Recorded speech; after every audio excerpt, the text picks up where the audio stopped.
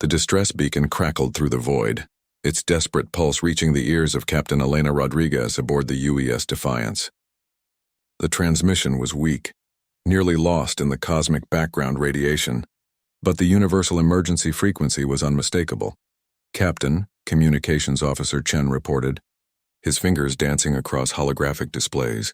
We're receiving a distress signal from the Kepler 442 system. It's not human. Rodriguez raised an eyebrow. In the 3 years since humanity had achieved faster-than-light travel, they'd made contact with dozens of alien species. Most had been peaceful, a few hostile, but none had ever called for human assistance. Put it through, she ordered. The bridge filled with a melodic, almost musical language that the ship's translation matrix struggled to process. After several moments, words began to form. Federation vessel in distress. Zephyrian colony ship Harmony's Dream. Under attack by Ravager fleet. 300,000 civilians, please. Anyone who can hear this. The message cut to static. Rodriguez stood from her command chair, her weathered face set in determination. The Zephyrians were a peaceful race of crystalline beings who had been among the first to welcome humanity into the galactic community.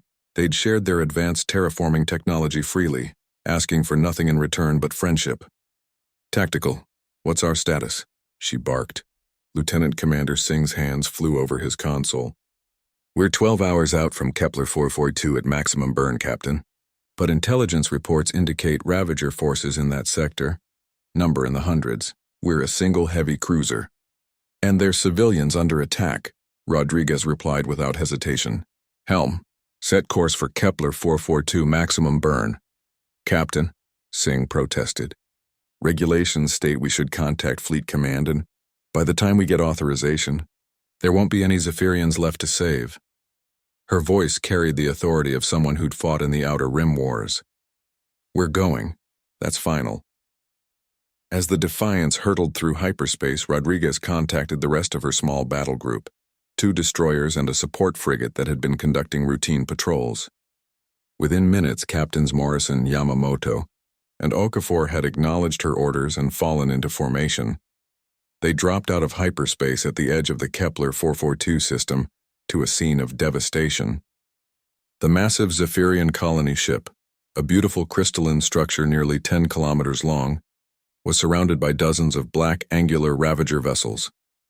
Its shields flickered weakly under constant bombardment, and escape pods streamed from its hull like glowing tears. Jesus, whispered Chen. There must be 50 Ravager ships.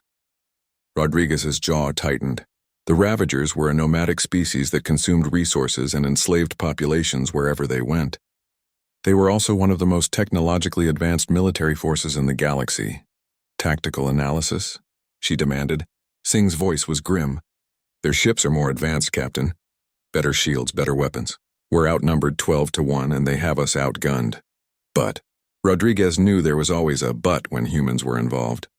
A slight smile crossed Singh's face. But they've never fought humans before. They don't know about our unorthodox tactical preferences, Rodriguez grinned. Humans had a reputation in the galaxy for being unpredictable, stubborn, and absolutely refusing to follow conventional military doctrine. While other species fought with elegant formations and time-tested strategies, humans had a tendency to do whatever their enemy least expected. All ships, this is Rodriguez. We're going to do this the human way. She opened a channel to the Ravager fleet. Ravager vessels, this is Captain Elena Rodriguez of the United Earth ship Defiance. You will cease your attack on the civilian vessel and withdraw immediately. The response came in the guttural Ravager language, followed by the translator. Pathetic mammals. You are 4 ships against our fleet. Withdraw or be destroyed. Counteroffer, Rodriguez replied calmly. You withdraw, or we show you why humans don't back down from a fight. The Ravager commander's laughter filled the comm channels. Your species is young and foolish. We will add your ships to our collection. Chen, open a channel to the Harmony's Dream, Rodriguez ordered. A crystalline face appeared on screen, its faceted features reflecting the bridge lights like a prism. Human vessel. You must flee. We are grateful for your courage, but you cannot. Sit tight, Rodriguez interrupted with a fierce grin. Humanity's got your support.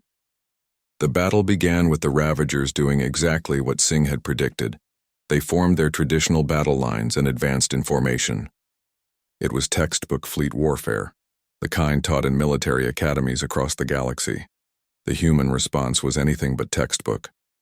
The Defiance and her escorts scattered in 4 different directions, their engines screaming as they pushed past recommended safety limits. The Ravagers, expecting a coordinated defense, found themselves chasing ghosts as the human ships weaved through their formations like fighters rather than capital ships. "Target their command ship," Rodriguez ordered. "Full-spread nuclear torpedoes." The Ravagers had superior shields and armor, but they'd never encountered weapons designed by a species that had spent centuries perfecting the art of mutual annihilation. Human nuclear weapons weren't the most sophisticated in the galaxy, but they had a reputation for being ridiculously overpowered. The Defiance's torpedo spread slammed into the Ravager flagship's shields, each warhead detonating with the fury of a miniature sun. The shields held, but they flickered dangerously. Meanwhile, the destroyers Houston and Seoul had split up and were conducting hit-and-run attacks on the Ravager flanks, never staying in one place long enough to be properly targeted. The support frigate Edinburgh was doing something that no support vessel in galactic history had ever attempted: ramming attacks. Captain Okafor's Scottish accent crackled over the comm. "If you can't outgun them, run them over." The Edinburgh slammed into a Ravager cruiser at full acceleration, her reinforced prow crumpling but taking the enemy vessel's engines offline. Before the Ravagers could respond, she was already backing away and targeting another ship. The Zephyrian captain watched in amazement as 4 human ships turned a hopeless battle into chaos. "How are they doing this?" he whispered. His tactical officer, a younger Zephyrian whose crystalline form pulsed with excitement, replied, "They're not following any known military doctrine, sir. They're just making it up as they go along." The tide turned when Captain Morrison of the Houston made a decision that would be studied in military academies for centuries. Instead of continuing to harass the Ravager fleet, he turned his destroyer directly toward their largest ship and opened fire with everything he had, while accelerating to ramming speed. "Morrison, what are you doing?" Rodriguez demanded. "Something gloriously stupid, ma'am," came the reply. "Tell my wife I love her." The Houston slammed into the Ravager dreadnought's bridge at a significant fraction of light speed. Both ships vanished in a brief, brilliant star. The remaining Ravagers, faced with an enemy that seemed willing to trade their lives without hesitation, and fought with no regard for conventional tactics, made a decision that would forever change their relationship with humanity. They retreated.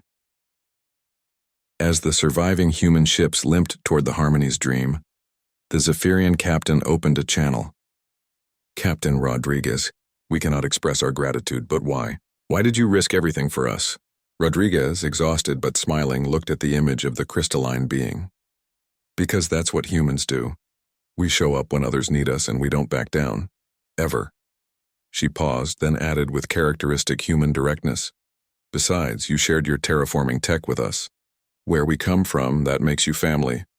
The rescue of the Harmony's Dream became legend throughout the galaxy. It wasn't the first time humans had fought against impossible odds, and it wouldn't be the last.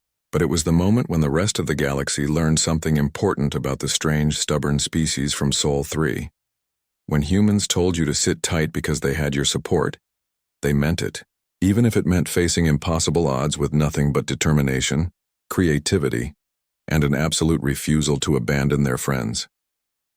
The Ravagers would never attack a human-protected world again.